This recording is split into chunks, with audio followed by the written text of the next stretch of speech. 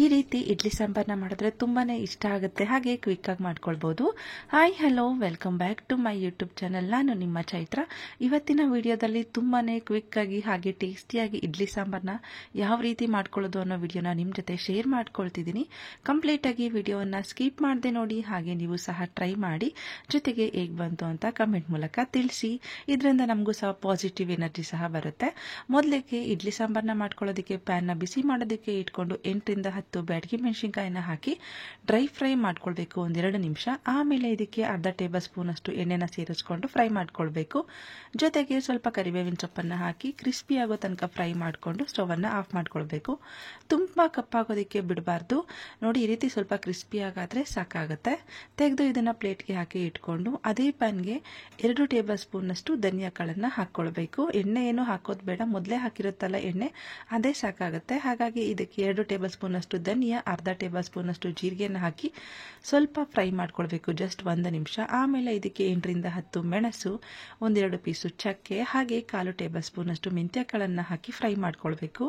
ಇವೆಲ್ಲವನ್ನ ಒಟ್ಟಿಗೆ ಈ ರೀತಿ ಫ್ರೈ ಮಾಡ್ಕೊಳ್ಳೋದ್ರಿಂದ ಘಮ ಚೆನ್ನಾಗಿ ಬರುತ್ತೆ. ಹಾಗಾಗಿ ಇದನ್ನ 1-2 ನಿಮಿಷ ಫ್ರೈ ಮಾಡ್ಕೊಂಡ್ರೆ ಸಾಕಾಗುತ್ತೆ. ಈಗ ಇದನ್ನ ತೆಗೆದು ಪ್ಲೇಟ್ಗೆ ಹಾಕಿ 5 ನಿಮಿಷ ತಣ್ಣಗಾಗೋದಕ್ಕೆ ಬಿಡಬೇಕು. ಈ ರೀತಿ ಮಾಡ್ಕೊಳ್ಳೋದ್ರಿಂದ ಗ್ರೈಂಡ್ ಮಾಡ್ಕೊಳ್ಳೋದಕ್ಕೆ ಈಸಿ ಆಗುತ್ತೆ. ಹಾಗಾಗಿ ನೋಡಿ, ಈ ರೀತಿ ಪ್ಲೇಟ್ಗೆ ಸೇರಿಸಿ ಇಟ್ಕೊಂಡು ಈಗ ಅದೇ ಪ್ಯಾನ್ಗೆ 1 ಟೇಬಲ್ ಸ್ಪೂನ್ ಅಷ್ಟು ಕಡಲೆಬೇಳೆನ ಸೇರಿಸ್ಕೊಳ್ತಾ ಇದ್ದೀನಿ. ನೀವು ನಿಮ್ಮ ಕ್ವಾಂಟಿಟಿಗೆ ನೋಡಿಕೊಂಡು ನೀವು ಕಡಲೆಬೇಳೆನ ಸೇರಿಸ್ಕೊಳ್ಬೋದು. ಸ್ವಲ್ಪ ಹೆಚ್ಚಿಗೆ ಮಾಡೋರು ಇನ್ನೊಂದು ಸ್ವಲ್ಪ ಹೆಚ್ಚಿಗೆ ಹಾಕೊಳ್ಳಿ, ಹಾಗೆ ಕಡಿಮೆ ಮಾಡೋರು ಇನ್ನೊಂದು ಸ್ವಲ್ಪ ಕಡಿಮೆನೇ ಹಾಕ್ಕೋಬೋದು. ಹಾಗೆ ಇದಕ್ಕೆ 1 ಟೇಬಲ್ ಸ್ಪೂನ್ ಅಷ್ಟು ಅಕ್ಕಿಯನ್ನು ಸಹ ಸೇರಿಸ್ಕೊಳ್ತಾ ಇದ್ದೀನಿ. ಇವೆರಡನ್ನ ಹಾಕಿ ಡ್ರೈ ಫ್ರೈ ಮಾಡ್ಕೊಳ್ಬೇಕು. ಎಣ್ಣೆ ಏನೋ ಹಾಕೋದು ಬೇಡ. ಕಡಲೆಬೇಳೆ ಮತ್ತು ಅಕ್ಕಿಯನ್ನು ಹಾಕಿ 3-4 ನಿಮಿಷ ಸ್ವಲ್ಪ ಕಲರ್ ಲೈಟ್ ಗೋಲ್ಡನ್ ಕಲರ್ ಆಗೋ ತನಕ ಫ್ರೈ ಮಾಡ್ಕೊಳ್ಬೇಕು. ಈ ರೀತಿ ಮಾಡೋದ್ರಿಂದ ಘಮ ಚೆನ್ನಾಗಿ ಬರುತ್ತೆ. ಹಾಗೆ ಅಕ್ಕಿಯನ್ನು ಹಾಕೋದ್ರಿಂದ ಥಿಕ್ನೆಸ್ಸು ಮತ್ತು ಟೇಸ್ಟು ಎರಡೂ ಸಹ ಬರುತ್ತೆ. ಹಾಗೆ ಮೆಂತ್ಯ ಪ್ಲಸ್ ಕಡಲೆಬೇಳೆ ಹಾಕೋದ್ರಿಂದ ಘಮ ತುಂಬಾನೇ ಚೆನ್ನಾಗಿರುತ್ತೆ. ಟ್ರೈ ಮಾಡಿ ನೋಡಿ. ಇವೆರಡನ್ನ ನಾವು 3-4 ನಿಮಿಷ ಫ್ರೈ ಮಾಡಿಕೊಂಡು ಅದೇ ಪ್ಲೇಟ್ಗೆ ಸೇರಿಸ್ಕೊಂಡು ಸೈಡಲ್ಲಿ ಇಟ್ಕೊಂಡು ಹಾಗೆ ಪ್ಯಾನ್ಗೆ ಮತ್ತೆ ಎಣ್ಣೆನ ಸ್ವಲ್ಪ ಹಾಕಿ ಒಂದು ದಪ್ಪ ಸೈಜ್ನ ಈರುಳ್ಳಿಯನ್ನು ಹಾಕಿ ನಾನು ಫ್ರೈ ಮಾಡ್ಕೊಳ್ತಾ ಇದ್ದೀನಿ. ಈರುಳ್ಳಿ ಸ್ವಲ್ಪ ಲೈಟ್ ಗೋಲ್ಡನ್ ಕಲರ್ ಆಗೋ ತನಕ ಫ್ರೈ ಮಾಡ್ಕೊಳ್ಬೇಕು. ನೋಡಿ, ಅದರಲ್ಲಿರೋ ಹಸಿ ಸ್ಮೆಲ್ಲು ಲೈಟಾಗಿ ಹೋದ್ರೂ ಸಾಕಾಗುತ್ತೆ. ಈ ರೀತಿ ಫ್ರೈ ಮಾಡಿಕೊಂಡು ಇದನ್ನು ಸಹ ಸೈಡ್ಗೆ ಇಟ್ಕೊಂಡು ಒಂದು ಮಿಕ್ಸಿ ಜಾರ್ಗೆ ಸ್ವಲ್ಪ ಹಸಿ ಕಾಯಿ ತುರಿಯನ್ನು ಹಾಕ್ಕೊಂಡು ಗ್ರೈಂಡ್ ಮಾಡ್ಕೊಂಡು ಬರ್ತಾ ಇದ್ದೀನಿ. ಆಮೇಲೆ ಇದಕ್ಕೆ ಆಗಲೇ ನಾವು ಫ್ರೈ ಮಾಡಿ ಇಟ್ಕೊಂಡಿದ್ವಲ್ವ, ಆ ಪದಾರ್ಥಗಳನ್ನೆಲ್ಲ ಇದಕ್ಕೆ ಸೇರಿಸ್ಕೊಳ್ಬೇಕು.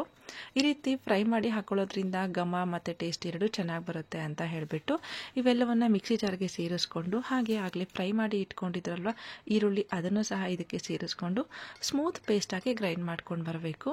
ನೋಡಿ, ಈ ರೀತಿ ಪೇಸ್ಟನ್ನು ಮಾಡಿಕೊಂಡ್ರೆ ಸಾಕಾಗುತ್ತೆ. ಈಗ ಬಾಣಲಿಯನ್ನು ಒಗ್ಗರಣೆ ಮಾಡೋದಕ್ಕೆ ಇಟ್ಟು ಇದಕ್ಕೆ 2-3 ಟೇಬಲ್ ಸ್ಪೂನ್ ಅಷ್ಟು ಎಣ್ಣೆ ಹಾಗೆ ಸಾಸಿವೆನ ಹಾಕಿ ಸಾಸಿವೆ ಚಿಟಪಟ ಅಂದಮೇಲೆ ಸ್ವಲ್ಪ ಇಂಗನ್ನು ಸೇರಿಸ್ಕೊಳ್ಬೇಕು. ಈ ರೀತಿ ಮಾಡ್ಕೊಳ್ಳೋದ್ರಿಂದ ಇಡ್ಲಿ ತಿನ್ನೋದ್ರಿಂದ ಗ್ಯಾಸ್ಟ್ರಿಕ್ ಎಲ್ಲ ಆಗೋದಿಲ್ಲ.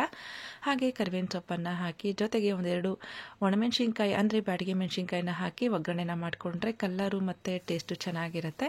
ಹಾಗೆ ಇಲ್ಲಿ ಒಂದು ಬಿಗ್ ಸೈಜ್ನ ಈರುಳ್ಳಿಯನ್ನು ಕಟ್ ಮಾಡಿಕೊಂಡು ಸೇರಿಸ್ಕೊಳ್ತಾ ಇದ್ದೀನಿ. ಸ್ವಲ್ಪ ಮೀಡಿಯಂ ಸೈಜಲ್ಲೇ ಸೇರಿಸ್ಕೊಂಡು ಕಟ್ ಮಾಡ್ಕೊಳ್ಳಿ. ಈರುಳ್ಳಿ ಮತ್ತು ಟೊಮೊಟೊ ಸ್ವಲ್ಪ ಹಾಗಾಗಿ ಉಳ್ಕೊಳ್ಬೇಕು, ಅಂದರೆ ತುಂಬಾ ಸಾಫ್ಟ್ ಆಗೋ ತನಕ ನಾವು ಫ್ರೈ ಮಾಡ್ಕೊಳ್ಬಾರ್ದು. ಸಾಮಾನ್ಯವಾಗಿ ನೀವು ಹೋಟೆಲಲ್ಲಿ ನೋಡಿರ್ಬೋದು, ಈರುಳ್ಳಿ ಮತ್ತು ಟೊಮೊಟೊ ಹಾಗಾಗಿ ಸಿಗ್ತಾ ಇರುತ್ತೆ. ಹಾಗೆ ಟೊಮೊಟೊ ಸ್ವಲ್ಪ ಸಾಫ್ಟ್ ಆಗಲಿ ಅಂತ ಹೇಳ್ಬಿಟ್ಟು ಸ್ವಲ್ಪ ಉಪ್ಪನ್ನು, ಜೊತೆಗೆ ಕಲರ್ ಚೆನ್ನಾಗಿರಲಿ ಅಂತ ಹೇಳ್ಬಿಟ್ಟು ಅರಿಶಿಣದ ಪುಡಿಯನ್ನು ಹಾಕಿ ಚೆನ್ನಾಗಿ ಮಿಕ್ಸ್ ಮಾಡಿ ಕೊಟ್ಟು ಫ್ರೈ ಮಾಡ್ಕೊಳ್ಬೇಕು. ಸ್ವಲ್ಪ ಈರುಳ್ಳಿ ಮತ್ತು ಟೊಮೊಟೊ ಹಾಗಾಗಿ ಸಿಕ್ಕಿದ್ರೆ ಟೇಸ್ಟ್ ಚೆನ್ನಾಗಿರುತ್ತೆ. ನಮಗೆ ಹೋಟೆಲಲ್ಲಿ ತಿಂತೀವಲ್ವ ಇಡ್ಲಿ ಸಾಂಬಾರು, ಅದೇ ರುಚಿಯಾಗಿ ಬರುತ್ತೆ. ಹಾಗಾಗಿ ನೋಡಿ, ಇದೊಂದು 70% ಬಾಯ್ಲ್ಡ್ ಆಗಿದೆ. ಈಗ ಇದಕ್ಕೆ ಆಗಲೇ ನಾವು ಪೇಸ್ಟ್ ಮಾಡಿ ಇಟ್ಕೊಂಡಿದ್ವಲ್ವ, ಆ ಪೇಸ್ಟನ್ನು ಇದಕ್ಕೆ ಸೇರಿಸ್ಕೊಂಡು ಮಿಕ್ಸ್ ಮಾಡಿ ಕೊಡಬೇಕು. ಪೇಸ್ಟನ್ನು ಹಾಕಿದ್ಮೇಲೆ ಹೆಚ್ಚಿಗೆ ನೀರನ್ನು ಹಾಕ್ಕೊಳ್ಬೇಡಿ. ಇದನ್ನು ಹಾಗೆ ಒಂದು 5 ನಿಮಿಷ ಕುದಿಸ್ಕೊಳ್ಳೋದ್ರಿಂದ ಅದರಲ್ಲಿರೋ ಹಸಿ ಸ್ಮೆಲ್ಲೆಲ್ಲ ಹೋಗುತ್ತೆ, ಹಾಗೆ ಫ್ಲೇವರ್ ಚೆನ್ನಾಗಿ ಬಿಟ್ಕೊಳ್ಳುತ್ತೆ. ಹಾಗಾಗಿ ನೋಡಿ, ಈ ರೀತಿ ಇದನ್ನು ಒಂದು 4-5 ನಿಮಿಷ ಹಾಗೆ ಬೇಯಿಸ್ಕೊಳ್ತಾ ಇದ್ದೀನಿ. ನೋಡ್ಬೋದು, ಈ ರೀತಿ ಲೈಟಾಗಿ ಒಂದೊಂದೇ ಕುದಿ ಬರೋದಕ್ಕೆ ಸ್ಟಾರ್ಟ್ ಆಗ್ತಾ ಇದೆ. ಈ ಟೈಮಲ್ಲಿ ಒಂದು ಸ್ವಲ್ಪ ನೀರನ್ನು ಸೇರಿಸ್ಕೊಂಡು ಚೆನ್ನಾಗಿ ಬೇಯಿಸ್ಕೊಳ್ಬೇಕು. ನೋಡಿ, ಇದೊಂದು ಕುದಿ ಬರೋದಕ್ಕೆ ಸ್ಟಾರ್ಟ್ ಆಗಿದೆ. ಈ ಟೈಮಲ್ಲಿ ಬೇಳೆ ಕಟ್ಟನ್ನು ಸೇರಿಸ್ಕೊಳ್ತಾ ಇದ್ದೀನಿ. ಅಂದರೆ ಸ್ವಲ್ಪ ತೊಗರಿ ಬೇಳೆಯನ್ನು ಅರಿಶಿಣದ ಪುಡಿ ಹಾಕಿ ನುಣ್ಣಗೆ ಬೇಯಿಸ್ಕೊಂಡಿದ್ದೆ, ಅದನ್ನು ಇದಕ್ಕೆ ಸೇರಿಸ್ಕೊಳ್ತಾ ಇದ್ದೀನಿ. ನೀವು ನಿಮ್ಮ ಕ್ವಾಂಟಿಟಿಗೆ ಅನುಗುಣವಾಗಿ ನೋಡಿಕೊಂಡು ತೊಗರಿ ಬೇಳೆಯನ್ನು ಹಾಕ್ಕೊಳ್ಳಿ. ನಾನಿಲ್ಲಿ ಒಂದು 4-5 ಟೇಬಲ್ ಸ್ಪೂನ್ ಅಷ್ಟು ತೊಗರಿ ಬೇಳೆ ಮತ್ತು ಸ್ವಲ್ಪ ಅರಿಶಿಣದ ಪುಡಿಯನ್ನು ಹಾಕಿ ತೊಗರಿ ಬೇಳೆ ಸಾಫ್ಟಾಗಿ ನುಣ್ಣಗೆ ಬೇಯೋ ತನಕ ಬೇಯಿಸ್ಕೊಂಡು ಅದನ್ನು ಇದಕ್ಕೆ ಸೇರಿಸ್ಕೊಂಡು ಜೊತೆಗೆ ಕರಿಬೇವಿನ ಸೊಪ್ಪನ್ನು ಹಾಕಿ ಜೊತೆಗೆ ಒಂದು ಸ್ವಲ್ಪ ಬೆಲ್ಲನ ಹಾಕ್ಕೊಳ್ತಿದ್ದೀನಿ. ಬೆಲ್ಲ ಹಾಕಲೇಬೇಕು, ಯಾಕೆ ಅಂದರೆ ಟೇಸ್ಟ್ ನಮಗೆ ಹೋಟೆಲ್ ಸ್ಟೈಲಲ್ಲಿ ಬರಬೇಕು ಅಂದರೆ ಬೆಲ್ಲ ಹಾಕಬೇಕು. ಸ್ವಲ್ಪ ಉಪ್ಪು, ಖಾರ, ಹುಳಿ ಎಲ್ಲ ಇದ್ದರೆ ಅಲ್ವಾ ಟೇಸ್ಟ್ ಚೆನ್ನಾಗಿರೋದು. ಹಾಗಾಗಿ ನೋಡಿ, ಇದನ್ನೆಲ್ಲ ಹಾಕಿ ಚೆನ್ನಾಗಿ ಕುದಿಸ್ಕೊಳ್ಬೇಕು. ಇಡ್ಲಿ ಸಾಂಬಾರನ್ನ ಎಷ್ಟು ಚೆನ್ನಾಗಿ ಕುದಿಸ್ಕೊಳ್ತೀವೋ ಅಷ್ಟೇ ರುಚಿಯಾಗಿ ಬರುತ್ತೆ. ಹಾಗಾಗಿ ಇದನ್ನು ಏನಿಲ್ಲ ಅಂದರೂ 10-15 ನಿಮಿಷ ಚೆನ್ನಾಗಿ ಕುದಿಸ್ಕೊಂಡ್ರೆ ಟೇಸ್ಟು ಚೆನ್ನಾಗಿರುತ್ತೆ. ಜೊತೆಗೆ ನೀವು ಥಿಕ್ನೆಸ್ ನೋಡ್ಬೋದು, ತುಂಬ ಗಟ್ಟಿಯಾಗಿ ಮಾಡ್ಕೊಳ್ಬೇಡಿ, ಸ್ವಲ್ಪ ತೆಳುವಾಗಿದೆ, ರುಚಿ ಚೆನ್ನಾಗಿ ಬರುತ್ತೆ. ನೋಡಿದ್ರಲ್ವ ಎಷ್ಟು ಸಿಂಪಲ್ ಆಗಿ ಹಾಗೆ ಸಖತ್ ಟೇಸ್ಟಿಯಾಗಿ ತೇಟ್ ಹೋಟೆಲ್ ಸ್ಟೈಲಲ್ಲಿ ಇಡ್ಲಿ ಸಾಂಬಾರ್ ಮಾಡೋದು ಅಂತ. ನೀವು ಸಹ ಟ್ರೈ ಮಾಡಿ ಹೇಗೆ ಬಂತು ಅಂತ ನನಗೆ ಕಮೆಂಟ್ ಮೂಲಕ ತಿಳಿಸಿ. ಹಾಗೆ ಈ ವಿಡಿಯೋ ಇಷ್ಟ ಆದರೆ ನಿಮ್ಮ ಫ್ಯಾಮಿಲಿ ಫ್ರೆಂಡ್ಸ್ಗೂ ಸಹ ಶೇರ್ ಮಾಡಿ. ನಮ್ಮ ಚಾನೆಲ್ನ ಸಬ್ಸ್ಕ್ರೈಬ್ ಮಾಡಿ. Thank you for watching.